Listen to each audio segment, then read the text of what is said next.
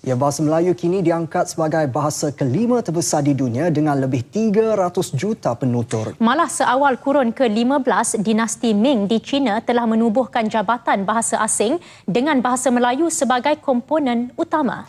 Wah, bercakap bahasa Melayu.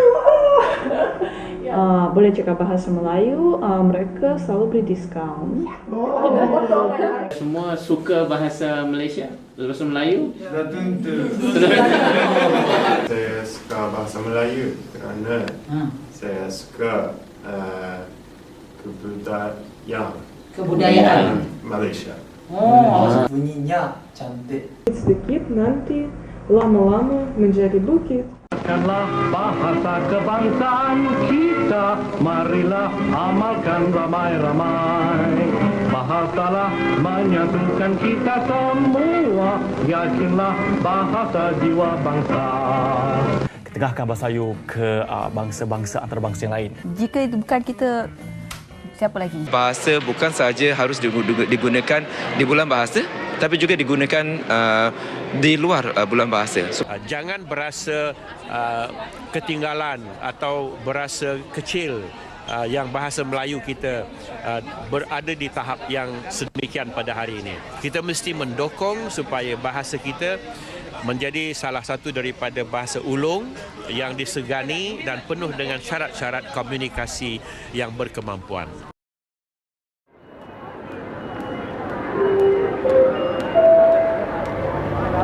Welcome on board the KLIA Express.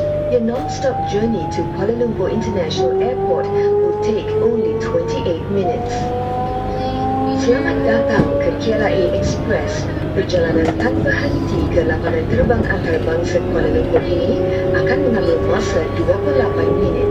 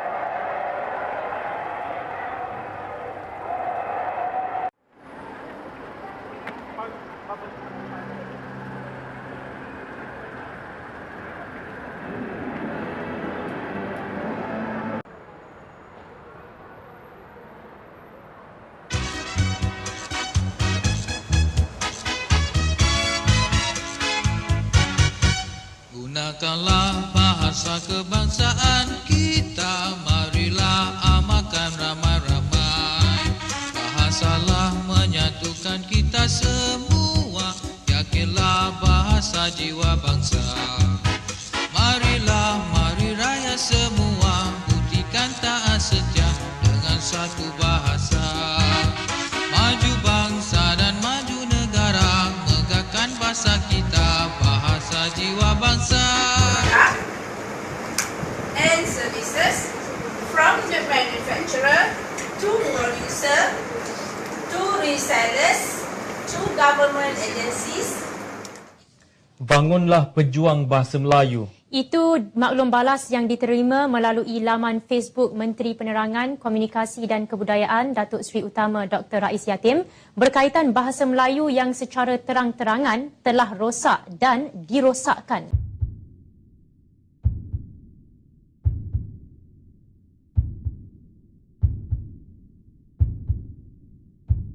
Siapa yang buat salah di depan khalayak ramai akan rotan depan semua budak-budak sekolah supaya bagi kemaluan kepada satu pengajaran pada budak-budak lain supaya tidak mengikut membuat apa-apa perkara yang tidak diingini.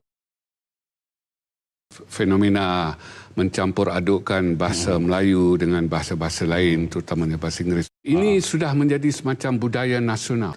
Semua orang terlibat dengan ini dan sepatutnya ia tidak berlakulah kerana kita perlu memberi citra positif kepada bahasa Melayu. Children duck what we take a bath at Relax lah. Take a bath at the kolam. Okay.